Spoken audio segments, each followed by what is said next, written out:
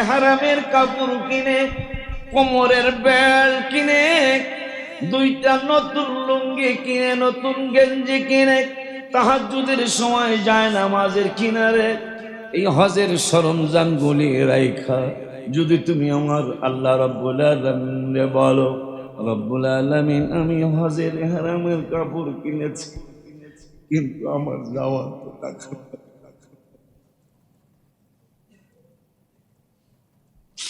আমি তো কোন জুমায় জানি আপনাদেরকে জানাইলাম, আল্লাহ অভিনয়টা বড় পছন্দ করেন। সুবহান আল্লাহ অভিনয়টা বড় পছন্দ করেন। এই জন্য জাকারিয়া নবী তিনি শেষ বয়স ৯২ বছর বয়স মুবারকে আল্লাহকে বললেন, ক্বালা রব্বি ইন্নী ওয়ানাল আযমু মিন্নী ওয়াশতাআলার রাসু শাইবা। শেষ বয়সে তিনি যখন হাতাটারে গোছায়া, পাঞ্জাবের হাতাটারে গোছায়া কোনোর উপর পর্যন্ত বাহির কইরা মাথার টুপিটারে কইল, আমার আল্লাহরে ডেকে বললেন, আল্লাহ তুমি আমার হাতের দিকে তাকাও, আমার হাতে কিন্তু হাড্ডি ছাড়া কোনো কষ্ট নাই।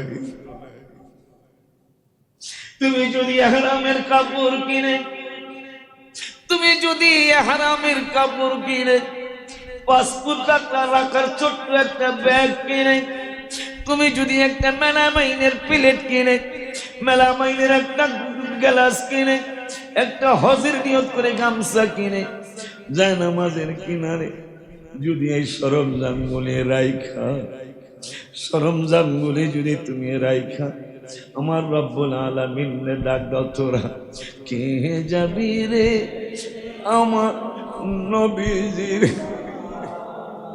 উম্মতের লাগিয়া কান্দে যারে, আর তোরা কে যাবি, তোরা কে যাবি আমার নবীজির দল উম্মতের লাগিয়া কান্দে যারে, তোরা কে যাবি আশিক রে মিলাদুন নবীর দিনে নবী রব্বি হাবলি উম্মতি বলেছে বার, উম্মতির লাগিয়া নবী দয়ার সাগর, তোরা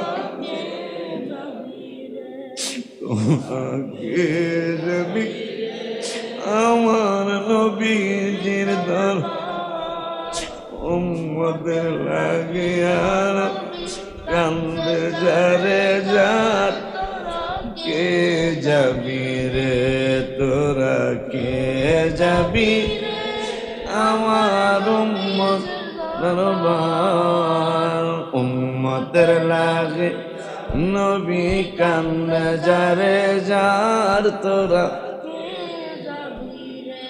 আব্বা জানলে আমার তুমি টাকা জমাইতেছ ৬০ বছরের জন্য, ৬০,০০০ বছর তো তুমি কবরে থাকবে না, ৬০ লক্ষ বছর না, না জানি কত কোটি বছর তোমাকে ওই অন্ধকার কবরে থাকা লাগে।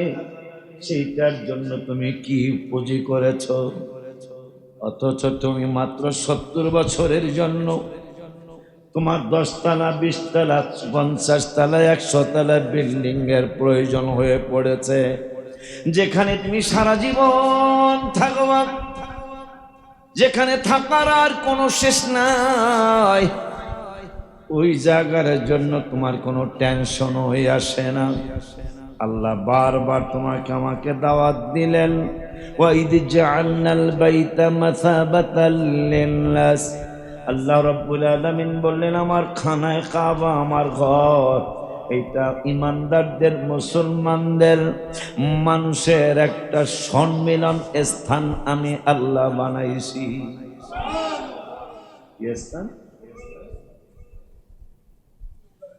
ইমানদারের সম্মেলন স্থান, ইমানদারের পবিত্র জনসভা, ইমানদারদের ইবাদতের জায়গা, ইমানদারদের তাওয়াফের জায়গা, ইমানদারদের গুনাহ মাফের জায়গা, ইমানদারদের রোনাজারি করার জায়গা। আমার আল্লাহ কওয়া ইদ জাআলনাল বাইতা মাসাবাতাল লিন্নাস, তোমাদের পক্ষ থেকে কেন আমি বারবার যাই? আমি যাওয়ার কথা তো আমার গজলের মধ্যে আমি লেখছি, গজলের মধ্যে আমি তোমাদেরকে লেখা জানায় দিছি।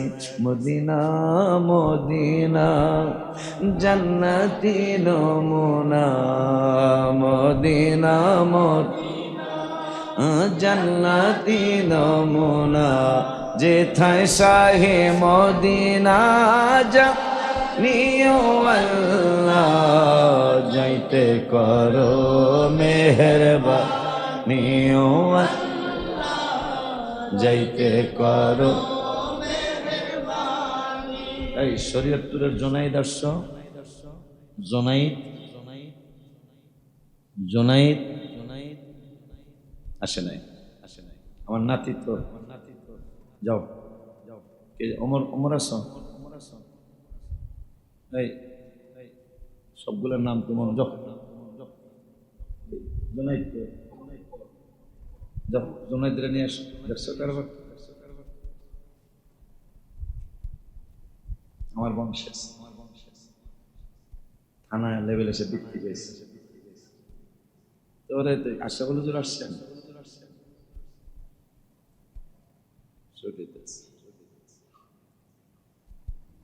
অলিউল্লাহ ঘুরি শুধু নবীকে পাইতে, তাই তো বারবার যাই সোনার মদিনাত।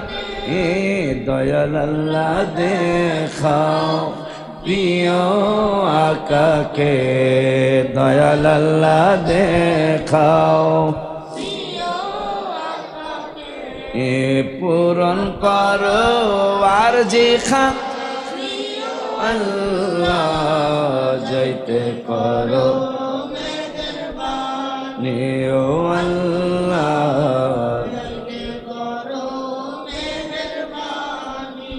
আল্লাহ বললেন আমি আমার ঘরকে ইমানদারদের সম্মেলনের স্থান বানিয়েছি, ইমানদারদের ইবাদতের স্থান বানিয়েছি, ইমানদারদের মহাপবিত্র সম্মেলনের স্থান আমি আল্লাহ বানিয়েছি।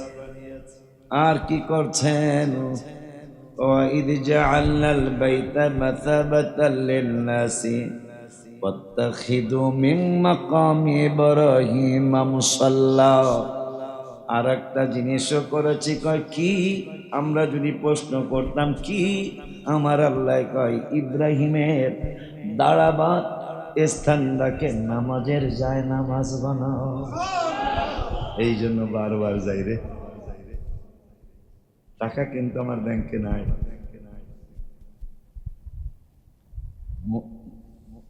মক্কা মদিনা যাওয়ার টাকা কিন্তু আমার ব্যালেন্স নাই, কিন্তু আমি যাবো ইনশাআল্লাহ। কেন? আল্লাহ বলছেন সম্মেলন তো কতই দেখছস বেটা, মক্কা শরীফের সম্মেলন। আল্লাহ বলছেন সম্মেলন দেখছো প্রতি বছর একবার, মারহাবা কয় না বেটা। এবার ওমরায়ও ধারণাতীত মানুষ হয়েছে, এবার ধারণাতীত। আব্বা জানলারে আমার সম্মেলনে যোগ দেই। এরপরে আল্লাহ বলছেন ইব্রাহিমের দাঁড়াবার জায়গাটাকে তোমরা নামাজের যায় নামাজ বানাও। সেইটাও চেষ্টা করে যাচ্ছে। লাস্টে বললেন ওয়াহিদেনা ইলা ইব্রাহিম ওয়া ইসমাঈলা আন তাহিরা বাইতিয়া লিত্তাইফিনা ওয়াল আকিফিনা ওয়ার রুকআইস সুজুদ। আমার আল্লাহ কয় আমি ইব্রাহিমকে ইসমাইলকে বললাম আমার এই খানায় কাবা যারা তাওয়াফ করতে আসবে এদের জন্য, যারা ওয়াল আকিফিনা ইতিকাফ করবে তাদের জন্য, আর কারা কয় ওয়াসজুদ, যারা আমার খানায় কাবা এসে সিজদা করবে তাদের জন্য। আনতাহিরা, আমার ঘরকে তোমরা দুই বাপে পুতে পরিষ্কার রাখো। তা আমরাও তো ইব্রাহিম বাবার ছেলে। একশো বেলা জোরে কয় না মারহাবা। আমরাও তো ইব্রাহিম বাবার ছেলে। আল্লাহ বলছেন মিল্লাতা আবিকুম ইব্রাহিম হুয়া সাম্মাকুমুল মুসলিমিন।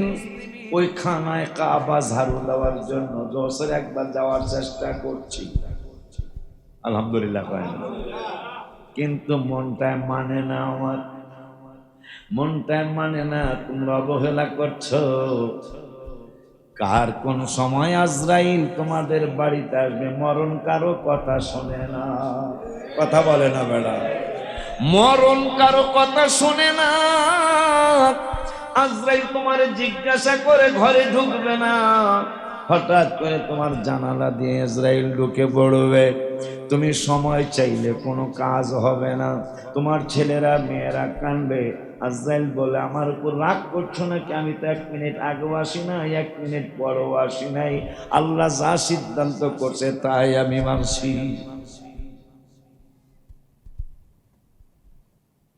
নবীজি ধারি গজলটা বাই করতে, অনেক পুরান গজল।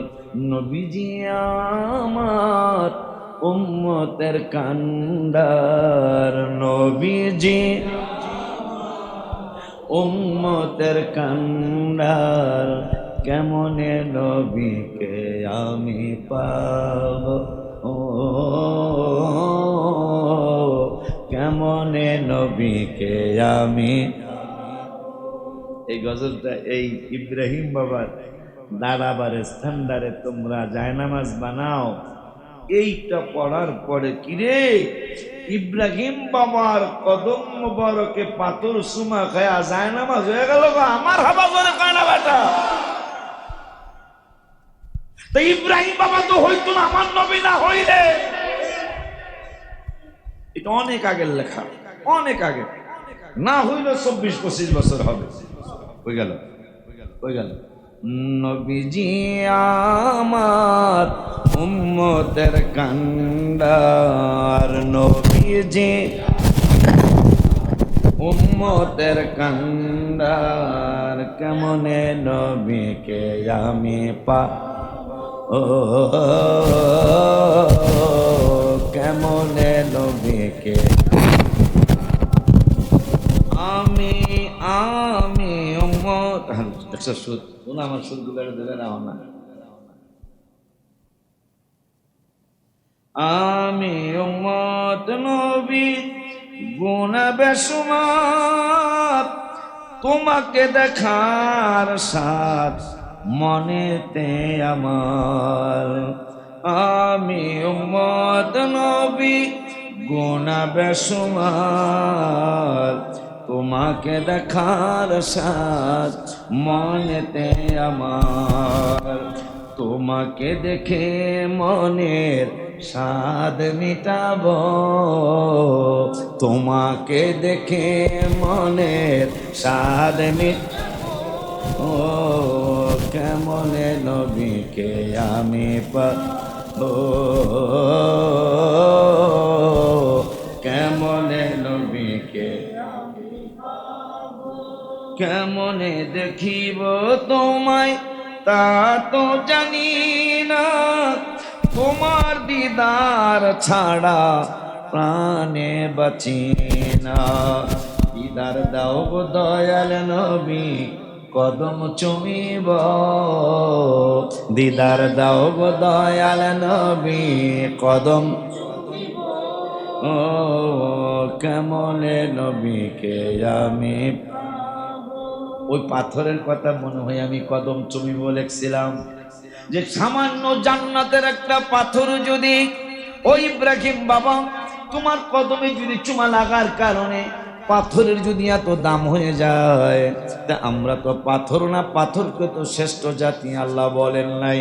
আমাদের মানুষদেরকে আল্লাহ শ্রেষ্ঠ জাতি বলেছেন। আমরা শ্রেষ্ঠ জাতি যদি হাবিবের কদম মোবারকে একটা চুমা লাগায় দিতে পারি, তাইলে পাথরের থেকে তো আমাদের দাম কম হওয়ার কথা নয়।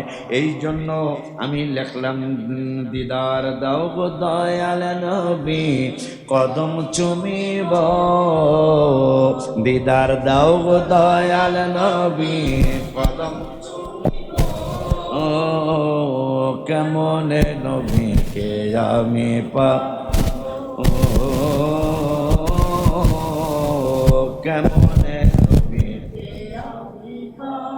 হাদিসে পেয়েছি নবী দরুদ যে পড়ে, ওই উম্মতের গুনাহ সবই ঝরিয়া পড়ে।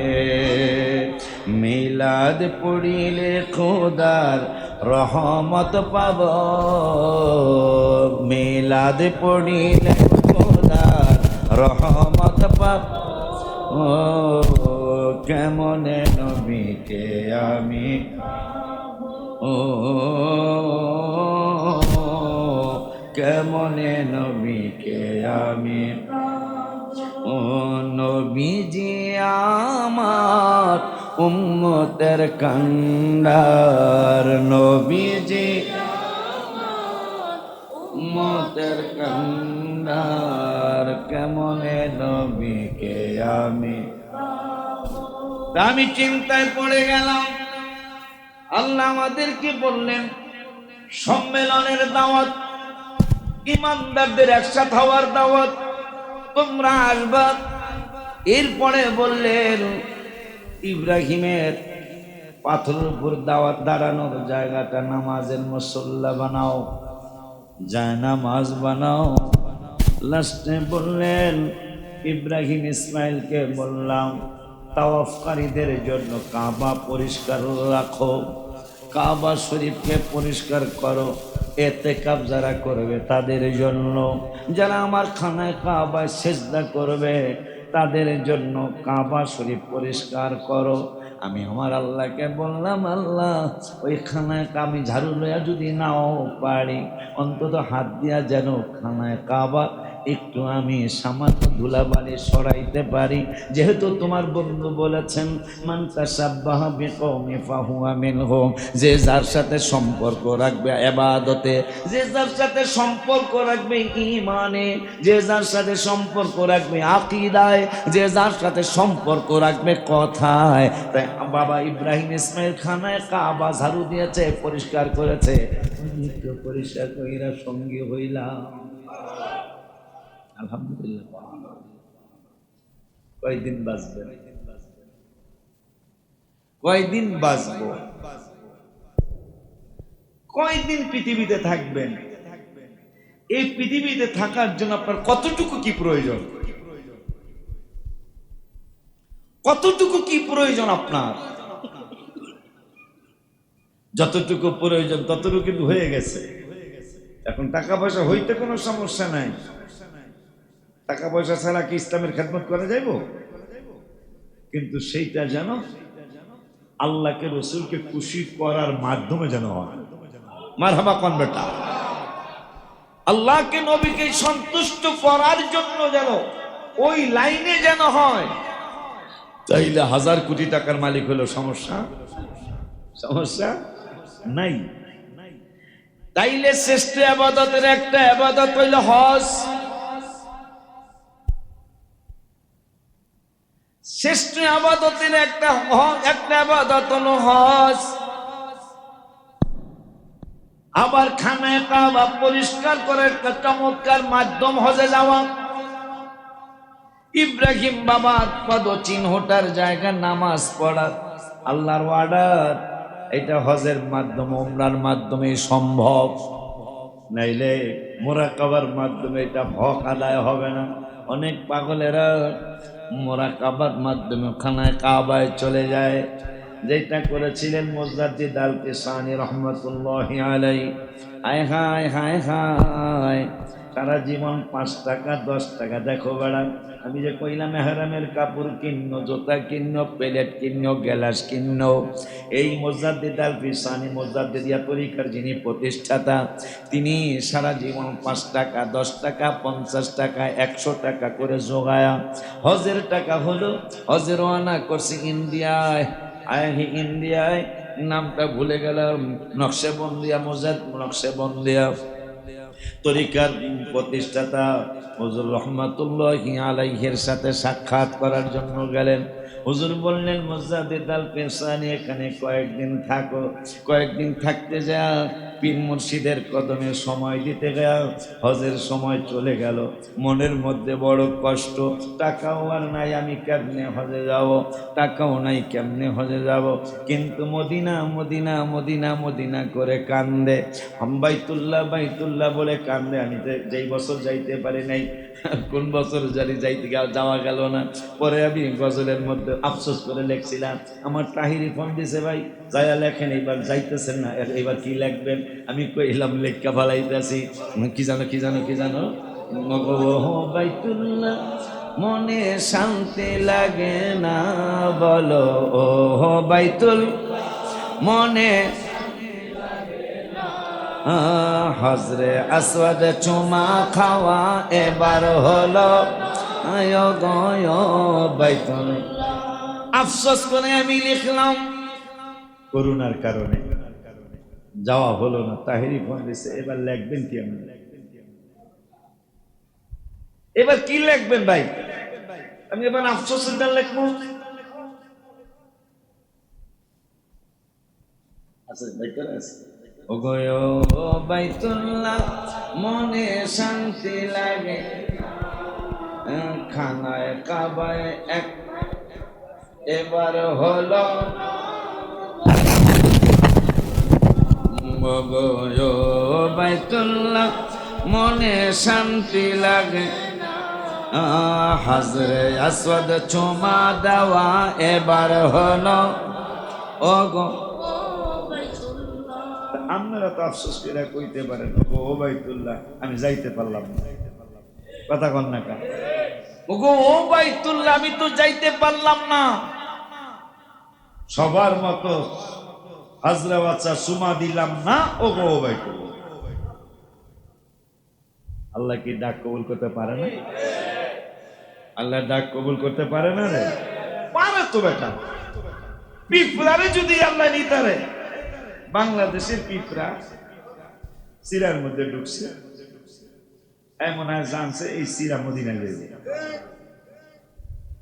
2007 সালে না 8 সালে আমার লগের এক হাজি আরাফাতে চিরামুড়ি খাইতে মনে নেই, মদিনা শরীফে এক রুমেই থাকি। তা আমার হুজুর চিরামুড়ি খাইবে, খারাপ হয় দেন। চিরামুড়ি খোলার পরে দেখি চিরামুড়ির মধ্যে অনেক পিঁপড়া। হাজির সাহেব 2-4টারে মারছে। আমি বললাম, খবরদার, এরা তো আশিকে রাসূল।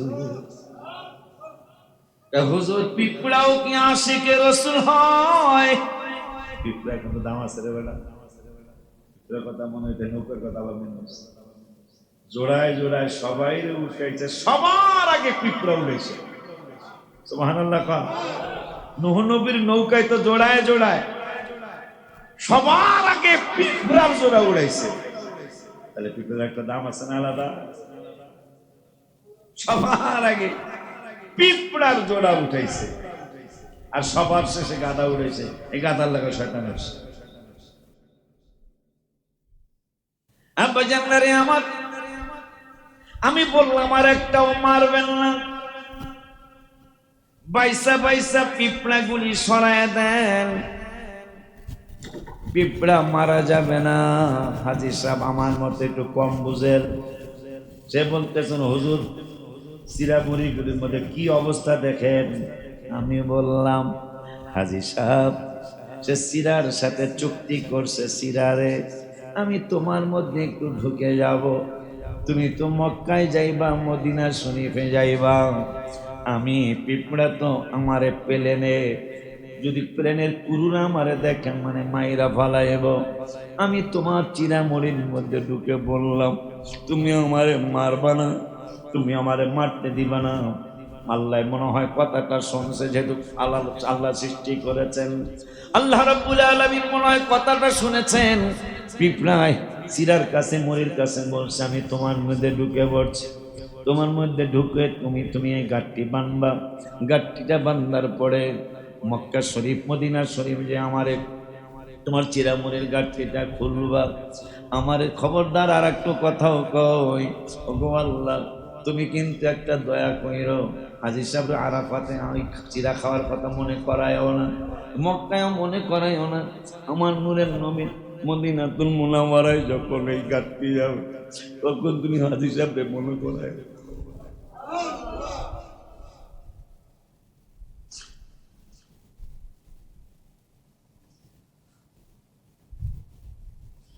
হাজীদের কাছে আমার সালাম পাঠাইলাম, হাজীদের কাছে আমার সালাম পাঠাইলাম। বাজান রে আমি বললাম, হাজী এই পিঁপড়া তো আশিকের রাসূল, এই পিঁপড়া গলিও তো নবীর উম্মত।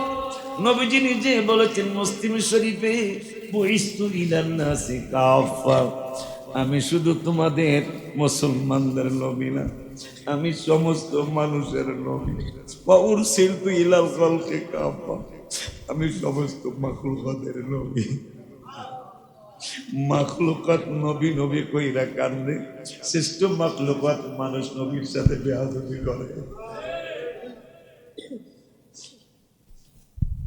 আমি বললাম, হাজী পিঁপড়াগুলি ছেড়ে দাও।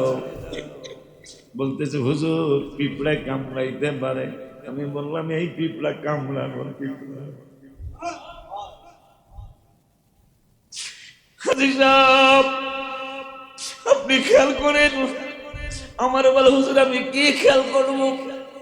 আমি বললাম, পিঁপড়াগুলি ছেড়ে দেন, চিরা মুড়ি মুড়ি আলাদা করে। আপনি এই পিঁপড়াটারে দক্ষিণ দিকে ফিরান, দেখবেন দক্ষিণে যাইব না।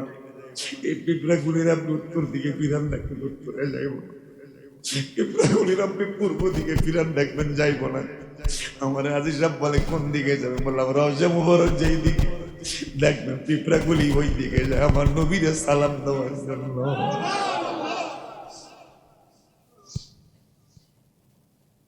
এই জন্যই গত 15-17 দিন আগে আমি লেখছিলাম, নূরের নবী দেনের ছবি, নূরের নবী দেনের ছবি, কান্দে আপনার লাগিয়া দিদার দেব দয়াল দয়া দিদার দেব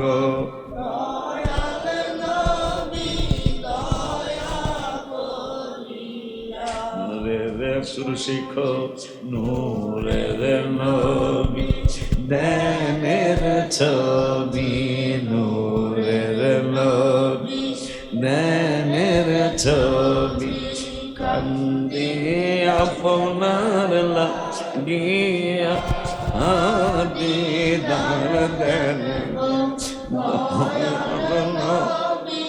দয়া করিয়া দিদার দেন দয়া করিয়া।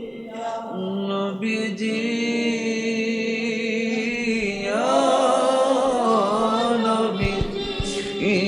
উম্মত কাঁদে দেখা লাগিয়া, আপনায় দেখলে দোজখ হারাম, আপনায় দেখলে দেখলাম মেশকাত পড়িয়া দিদার দয়াল নবী দয়া করিয়া। বাজানদারে আমার সামনের শুক্রবারটা ইনশাল্লাহ আল্লাহ হায়াত দিন আমি নামাজ পড়াবো। এরপরের জুমা ইনশাল্লাহ আমি খানা খাওয়ায় পড়বো আল্লাহ হায়াত দিলে। জুমার নামাজে আপনারা আসবেন, সাপ্তাহিক মাহফিলও আসবেন, আর আমি কামাই করবো না। উপস্থিত নেই আপনার ভাইরা মাহফিল করাবে, আর মাহফিল ইনশাল্লাহ বন্ধ করবো না। আল্লাহ যেন কবুল করে সকলে মনে হবে। হিসাব নিকাশ শেষ, পাঁচপাতি দুর্বল হয়ে গেছে। হিসাব নিকাশ পাইলাম, পাঁচপাতি দুর্বল হয়ে যাচ্ছে। আর বেশি দিন বলার সময় বাকি নাই।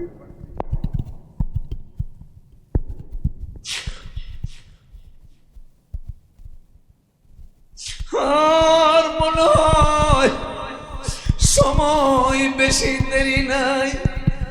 ও বাজান, সাপ্তাহিক মাহফিল ইনশাল্লাহ চলবে, মাসিক মাহফিল ইনশাল্লাহ চলবে। কারণ কেন বন্ধ করবো? আমার আলেম সন্তান 100-র উপরে আছে, আলহামদুলিল্লাহ।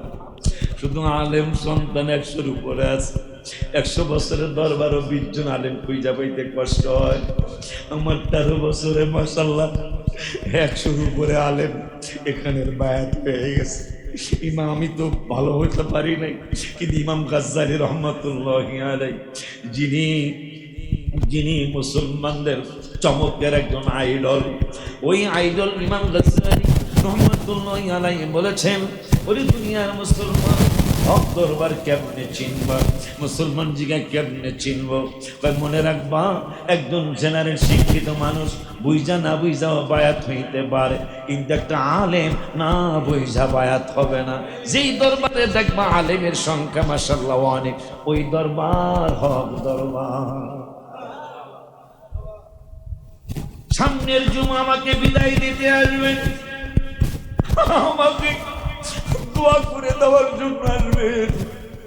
আমি আপনাদের জন্য দোয়া করে যাব ইনশাআল্লাহ। আপনাদেরকে নিয়ে আমি বলবো, আপনাদেরকে নিয়ে আমি আপনাদেরকে নিয়ে আল্লাহর হাবিবের প্রশংসা করে, আল্লাহর প্রশংসা করে এরপর আপনাদের কাছ থেকে দোয়া নিয়ে যাব। ও নবী, ও নবী, ও নবী গো, ও পাগল হয়ে দিদার আসে তোমায় ডাকি। পুরান গজল। ও নবী, ও নবী, ও নবী গো, পাগল হয়ে দিদার আসে তোমায় ডাকি। তুমি কোথায় আছো? তুমি কেমন আছো? তুমি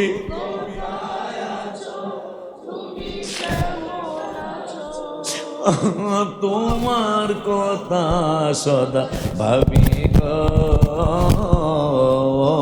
নবী, ও নবী গো, ও পাগল হয় দিদার আসে তোমায় ডাকি। বলো না ও নবী, ও নবী গো, ও পাগল হয় দিদার আসে তোমায় ডাকি গো। বলো ও নবী, ও নবী গো, পাগল হয় দিদার আসে তোমায়